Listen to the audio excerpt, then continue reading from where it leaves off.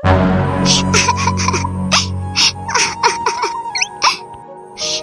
গাত কি ভুল, ভগৱানে মোক এই ৰংটো দিছে, মইনো বাৰু কি কৰোঁ? মোক দীপকে কিয় ইমান বেয়া পায়?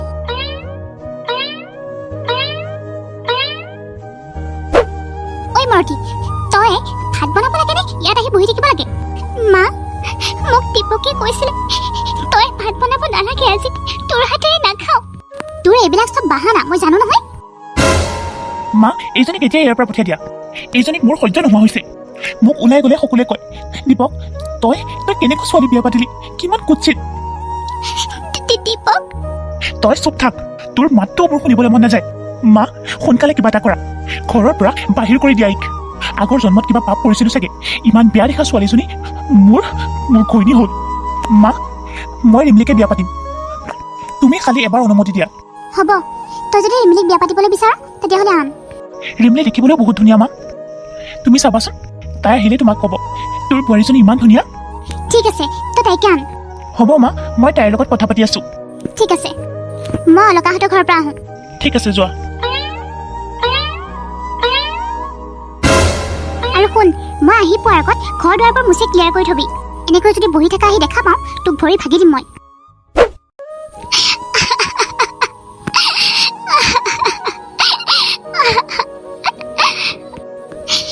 কি দিনকালৰ গতি পৰিল, মই চাগে এতিয়া সতিনীৰ গৃহ প্ৰৱেশ কৰাব লাগিব।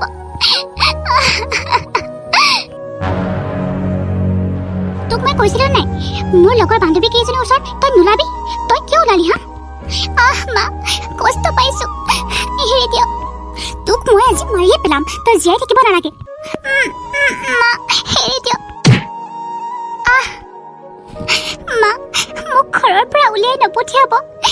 লাগিলে মই ইয়াৰে চুকখন কোনোবা এটাতে পৰি থাকিম। কলা ৰঙৰ কাৰণে সুৰভি শাহুৱে ঘৰৰ পৰা সদায় কথা শুনিবলগীয়া হয়। কলা ৰংটোৰ কাৰণে গিৰিয়েকে তাইক সদায় ঠাট্টা কৰে। তই ওলাই নাযাওঁ ঠিকে আছে বাৰু, আৰু কিছুদিন ৰখ, কিছুদিনৰ পাছতে তই নিজেই সতিনীৰ গৃহ প্ৰৱেশ কৰাব লাগিব।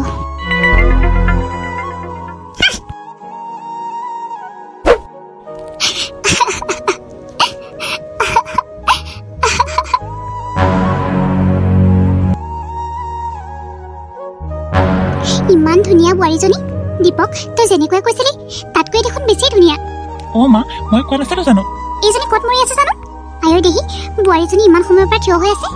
সুৰভি, সুৰভি, তোৰ ইমান সময় লাগিছে নেকি আৰতি থালিখন আনিবলৈ? লগতে বোৱাৰীজনী কষ্ট পাইছে নহয়। যোৱা, আমাক সেৱা এটা কৰাগৈ। কি কৈছা তুমি?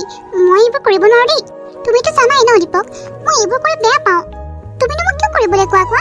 নালাগে দে, ইমান ধুনীয়া ছোৱালীজনী, তাতে আজিৰ যুগৰ ছোৱালী ক'তনো এনেকৈ সেৱা কৰে। হ'ব দে, নালাগে দে, তাই মোৰ নিজৰ ছোৱালীৰ দৰে, তাই মোক সেৱা নকৰিলেও হ'ব। অ' থেংক ইউ মা।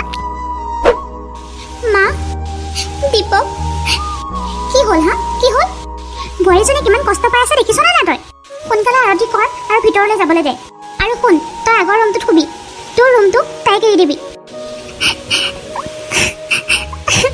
মা, তুমি তাইৰ হাতেৰে গৃহ প্ৰৱেশ কৰাবলৈ লৈছা? তাইৰ মুখখন দেখিলে মোৰ মুডটোৱে বেয়া হৈ যায়। মা, ইমান ধুনীয়া দিন এটা তুমি বেয়া কৰি পেলালা। তই বুজিয়ে নাপাব পাই, তাই নিজ হাতেৰে সতিনীৰ গৃহ প্ৰৱেশ কৰাবলৈ দিছো, তাই জ্বলিবলৈহে দিছো। সেইটো কথাও বুজি নাপাওঁ নেকি? তাইও অলপ বুজকচোন, তাইতো নিজেই তালাক ল'বলৈ নিবিচাৰিছে। দীপক, আৰু আমাৰ ঘৰৰ কাৰণে এজনী চাকৰণীৰ খুবেই প্ৰয়োজন, আৰু সুৰভি যদি গুচি যায় আমাৰ ঘৰখনৰ কাম কোনে কৰিব হা?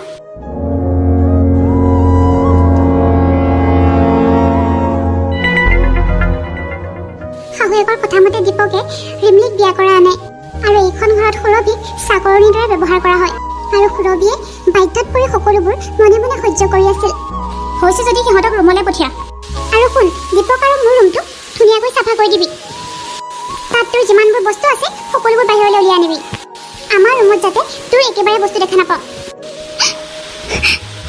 ঠিক আছে বোৱাৰী, যোৱা এতিয়া ভিতৰলৈ যোৱা। দীপক। অ' মা।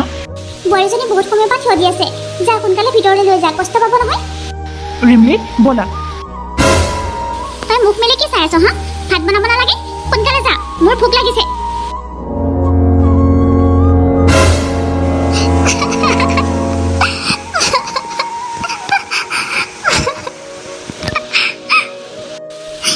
দীপক তুমি কেনেকৈ এনেকুৱা কৰিব পাৰিলা মোৰ এতিয়া কি হ'ব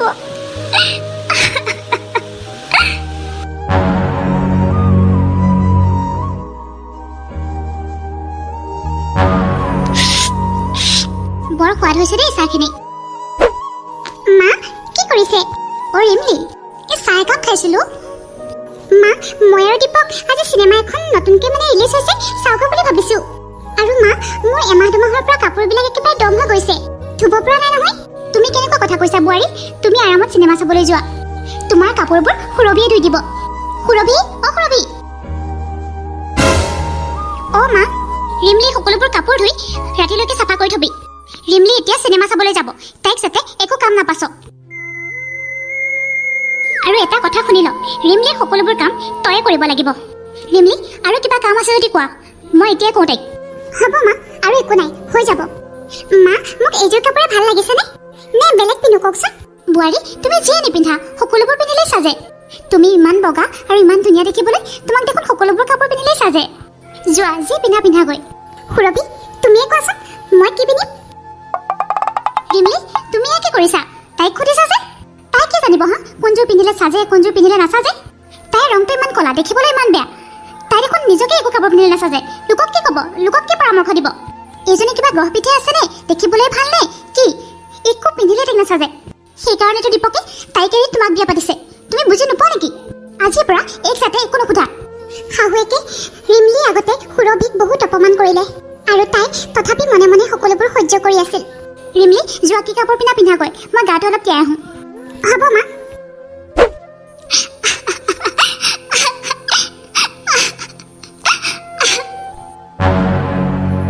মাজনী তই ভালে আছ আছো দিয়া মা নাই তোৰ মুখখন দেখি এনেকুৱা লাগিছে তই মোক কিবা লুকুৱাইছ তই এনেই হাঁহি আছ মোৰ আগত হয়নে নহয় কচোন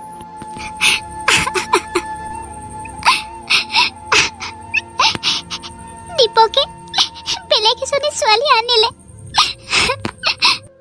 মই দেখিবলৈ বেয়া কলা যে আনক দিয়া মা তেওঁ যাৰ লগতে সুখী হয় মই তোক প্ৰথমতে কৈছিলো মাজনী তই তালাক ল তই তাৰ লগত থাকিব নালাগে তাৰ নিচিনা এটাৰ লগত তই জীৱনটো শেষ কৰিব নালাগে দেখিবলৈ ভাল হলেতো নহব মানুহক অকমান মানুহ বুলি ভাবিব লাগে তই সেইখন ঘৰত এজনী সতিনীৰ লগত থাকিব নোৱাৰিবি মা এতিয়াও সময় আছে মাজনী তই সেইখন ঘৰ এৰি ইয়ালৈ গুচি আহ মা আপুনি ইয়াত কি কথা কৈছে সুৰভিক ইয়াত আনি আমাৰ অপমান কৰাৰ নিচিনাই হ'ব আমাৰ ল'ৰা ছোৱালীকেইটাতো ডাঙৰ হৈছে সিহঁতৰ ওপৰত জানো বেয়া প্ৰভাৱ নপৰিব বেয়া নোপোৱা যদি সুৰভি এটা কথা কওঁ তোমাৰ ৰংটোতো কলা আৰু দীপক ইমান ধুনীয়া আৰু তোমাৰ নিচিনা এজনীৰ লগত কেনেকৈ নাথাকে সেইকাৰণেতো তোমাতকৈ এজনী ধুনীয়া দেখা ছোৱালী বিয়া পাতি লৈ আহিছে তোমাৰ নিচিনা কলিমলি ছোৱালী এজনীৰ লগত কোননো কেনেকৈ থাকে দীপকৰো জানো সন্মানৰ কথা নাই বৌ মই ইয়াত নাহোঁ তোমালোকে চিন্তা কৰিব নালাগে মাক এবাৰ লগ কৰিবলৈহে আহিছিলোঁ এবাৰ চাবৰ বাবে আহিছিলোঁ মই যাওঁ মা মোৰ বাবে কাৰো অশান্তি হোৱাটো মই বিচৰা নাই যা মাজনী যা সোনকালে যাবগৈ লাগিব মা কালিলৈ মই দীপকৰ কাৰণে ব্ৰত ৰাখিব লাগিব নহয় দীপকৰ কাৰণে ব্ৰত কিয় ৰাখিব লাগে তেওঁ মোক ভাল নাপালেও মই কিন্তু তেওঁক বহুত ভাল পাওঁ সেইকাৰণে মই তেওঁৰ দীৰ্ঘ আয়ুসৰ কাৰণে ব্ৰত ৰাখিম মা মই জানো মোৰ ছোৱালীজনী বহুত ভাল আৰু তোৰ যদি মৰম সঁচা হয় সি এদিন হ'লেও তোক বুজি পাব মই যাওঁ দেই মা যা ভালদৰে থাকিবি অ মা হে প্ৰভু মই ছোৱালীজনীক চকু মেলি চাবা তাইৰ গাতনো কি জগৰ তাই খালি ৰংটো কলা কিন্তু তাই বহুত ভাল ছোৱালী তাই কিহৰ বাবে ইমান কষ্ট সহ্য কৰিব তাইৰ গাতটো একোৱে ভুল নাই এই কলাৰ ৰংটো তুমিয়ে দিছা ভগৱান তুমি কিবা এটা ৰাস্তা দেখুওৱা নহ'লে তাই ভাঙি পৰিব কেনেকৈ থাকিব তাই সতিনীজনীৰ লগত উফ কেনেকৈ সহ্য কৰিব সতিনীৰ জ্বালা ৰিমলি অ ৰিমলি অ মা ইমান মৰম লাগিছে মোৰ বোৱাৰীজনী থেংক ইউ মা তুমি দেখোন ৰাতিপুৱাৰ পৰা একোৱে খোৱা নাইকিয়া আৰু অকণমান সময়ৰ পাছতে দীপক ঘৰলৈ আহিব তুমি তাৰ হাতেৰে অলপ পানী খাই পেলাই ব্ৰতটো ভাঙি দিবা দেই মই তাক এতিয়াই ফোন কৰি ক'মগৈ অলপমান সোনকালে আহিবৰ কাৰণে মোৰ বোৱাৰীজনী ইমান কষ্ট পাই আছে আয়ৈ দেহি মই দীপকৰ আয়ুস বাঢ়িবৰ কাৰণে ব্ৰত ৰাখিছোঁ মা সেইকাৰণে মই ভোক আৰু বিয়া হোৱাৰ কথা একোৱেই ভবা নাইকিয়া মোৰ মৰমৰ বোৱাৰীজনী তোমাৰ নিচিনা এজনী সংস্কাৰী বোৱাৰী মোৰ ল'ৰা দীপকলৈ বিচাৰি আছিলোঁ কিন্তু দুৰ্ভাগ্যবশতঃ এইজনী আমাৰ ঘৰলৈ বোৱাৰী হৈ আহিল কিন্তু আমি তাইক বোৱাৰী বুলি নাভাবোঁ তোমাৰ ঠাইত সকলোবোৰ গুণেই আছে যিবোৰ এজনী ভাল বোৱাৰী আৰু এজনী ভাল পত্নীৰ গাত থাকিব লাগে ৰিয়েলি মা থেংক ইউ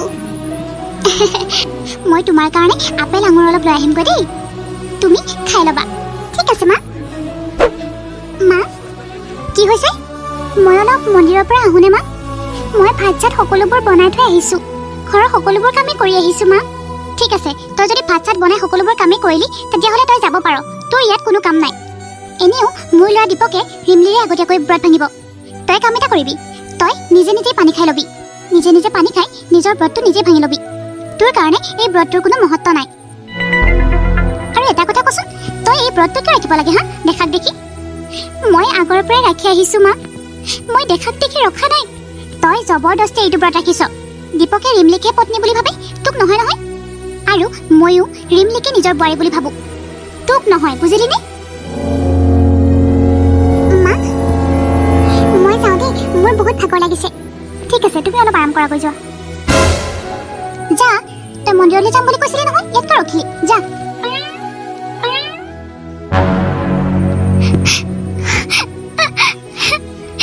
হ'ব মই মন্দিৰৰ পৰা আহোঁ কিমান আৰু সহ্য কৰিম দিনটো কাম কৰি ভাগৰি পৰিছোঁ তথাপি দীপক আৰু মায়ে নুবুজে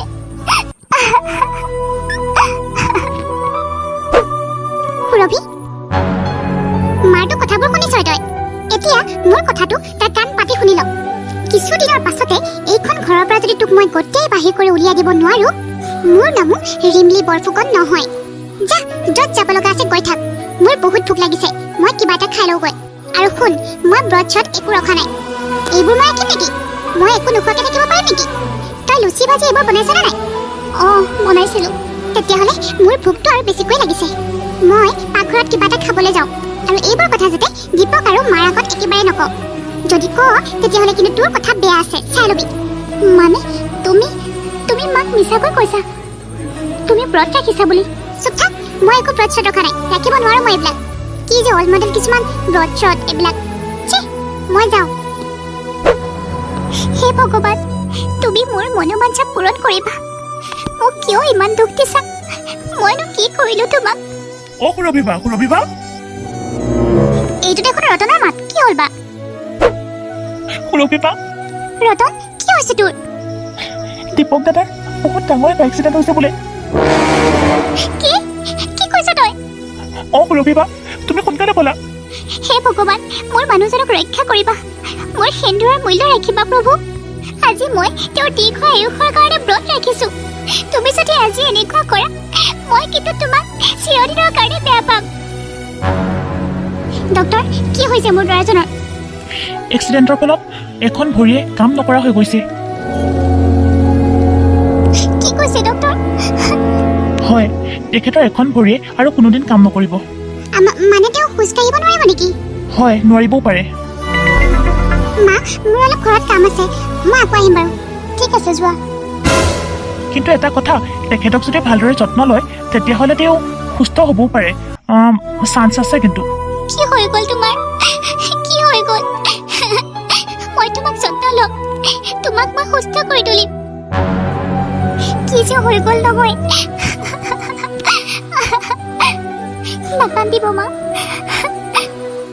তই মোৰ ওচৰলৈ কিয় আহিছ তই যা ইয়াৰ পৰা ৰিমলি মাত অ' ৰিমলি তুমি বেগ লৈ ক'ত যাবলৈ ওলাইছা মই এইখন ঘৰ এৰি যাবলৈ ওলাইছোঁ মই নিজৰ ঘৰলৈ যাওঁ মাৰ ঘৰলৈ কিন্তু কিয় ৰিমলি কিয় আপুনি জানি শুনি মোক কিয় সুধিছে এটা বিকলাংগ মানুহৰ লগত মই গোটেই জীৱনটো কেনেকৈ থাকিব পাৰোঁ এই মানুহজনৰ লগত থাকি মই নিজৰ লাইফটো ধ্বংস কৰিব নোৱাৰোঁ নহয় এই মানুহজনৰ লগত থাকিলে মোৰ লাইফটো ধ্বংস হৈ যাব মই দেখিবলৈ ইমান ধুনীয়া মোৰ ফিগাৰটো ইমান ধুনীয়া এওঁৰ লগত থাকিলে মই জানো ভাল ল'ৰা এটা পাম ইয়াত থাকিলে মই একো নাপাওঁ তুমি এইবোৰ কি কৈছা ৰিমলি মই সঁচা কথাই কৈছোঁ আপোনাৰ ল'ৰা দীপকৰ লগত মই মোৰ লাইফটো নষ্ট কৰিব নোৱাৰোঁ। মই এই সম্পৰ্কটো ইয়াতেই ছিঙিলোঁ। ৰিমলি, তুমি ইয়াক কি কৈছা? তোমাৰ কথা শুনি, মাৰ কথা শুনি মই তোমাক বিয়া কৰালোঁ, তোমাক ইমান মৰম দিলোঁ, আৰু আমাৰ বিয়াৰ সময়ত সকলোবোৰ প্ৰতিশ্ৰুতি দিছিলোঁ। তুমিওতো দিছিলা, গোটেই জীৱন একেলগে থকাৰ প্ৰতিশ্ৰুতি দিছিলা। সুখে দুখে সদায় একেলগে থাকিম বুলি কোৱা মানুহজনীয়ে আজি মোৰ বিপদৰ সময়ত এই অৱস্থাত এৰি যাবলৈ ওলাইছা। ৰিমলি, তুমি দেখোন দীপকক বহুত ভাল পোৱা। ফুট, ভাল পোৱা? এইজনৰ লগত থাকিলে মোৰ কি হ'ব হা?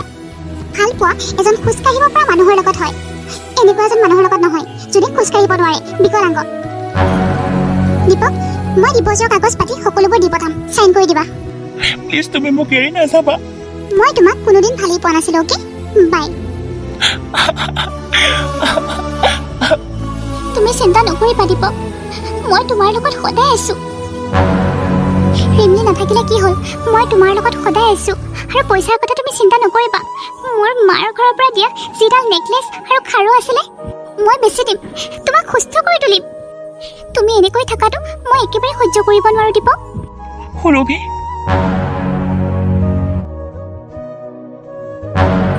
ৰাতিয়ে পুৱাই গ'লচোন, নুশু আৰু। সুৰভি, তুমি ৰাতি নুশুলাই নেকি? শুলো। তুমি মিছাকৈ নক'বা সুৰভি, মই ৰাতি তোমাক 4বাৰ চকু মেলি চাইছোঁ, 4বাৰেই ইয়াতে দেখা পাইছোঁ। তুমি ৰাতি কিবা খালানে? ক'তা, তোমাৰ দেখোন সেজাটো তেনেকৈয়ে আছে, কিয় খোৱা নাই? এনেও মোৰ খাব মন নগ'ল। তুমি এনেকৈ থাকিলে দুৰ্বল হৈ যাবা নহয়। সুৰভিয়ে দীপকৰ দিন ৰাতি সেৱা কৰে, তাকে দেখি দীপকৰ চকুত চকু পানী ৰখাব নোৱাৰিলে।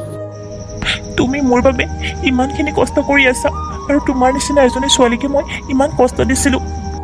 মই আচলতে মানুহ চিনি পোৱাতে ভুল কৰিছিলোঁ। যিজনী সুৰভিক সিহঁতে সদায় ঠাট্টা মস্কৰা আৰু ইটিকিং কৰিছিল, সেইজনী সুৰভিয়ে আজি দিন ৰাতি শুশ্ৰূষা কৰিছে। আনকি তাই কলা হোৱাৰ কাৰণে দীপকে দ্বিতীয় বিবাহো কৰালে। কিন্তু সেইজনী সুৰভিয়ে আজি দীপকৰ কিমান আলপৈচান ধৰিছে, তাকে ভাবি সি মনত বহুত দুখ পালে।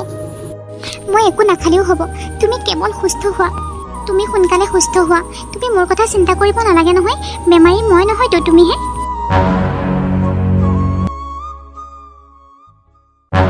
তুমি ভয় কৰিছা, পাৰিবা দিয়াচোন, এখোজ দিয়া।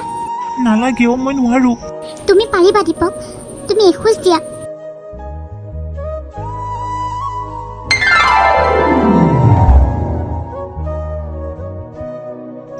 সুৰভি, মই খোজকাঢ়িব পাৰিছোঁ।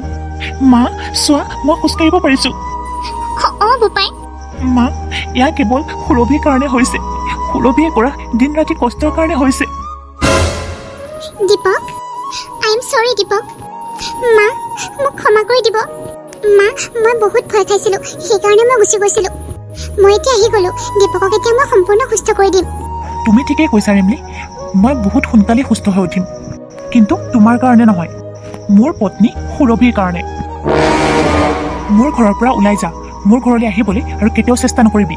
ডিভ'ৰ্চৰ কাগজ পাতিবোৰ সকলোবোৰ তোমাক দি পঠাম, তুমি চাইন কৰি দিবা।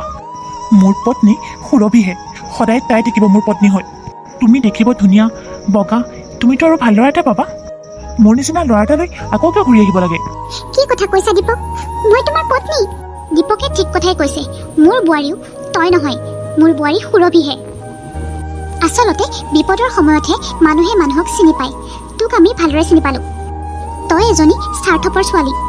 বিপদৰ সময়ত তই তাক এৰি থৈ গুচি গ'লি, কিন্তু সুৰভিয়ে দিন ৰাতি নাখাই নুশুই তাক সেৱা শুশ্ৰূষা কৰি সুস্থ কৰি তুলিলে। খোজকাঢ়িব নোৱাৰা ল'ৰাটোক খোজকাঢ়িব পৰা কৰি তুলিলে। তই ওলাই যা তই ঘৰৰ পৰা। ৰিমলি, মা আৰু দীপকে কি কৈছে তুমি শুনা নাই নেকি? Get out. চাই ল'ম মই তহঁতক, চাই ল'ম।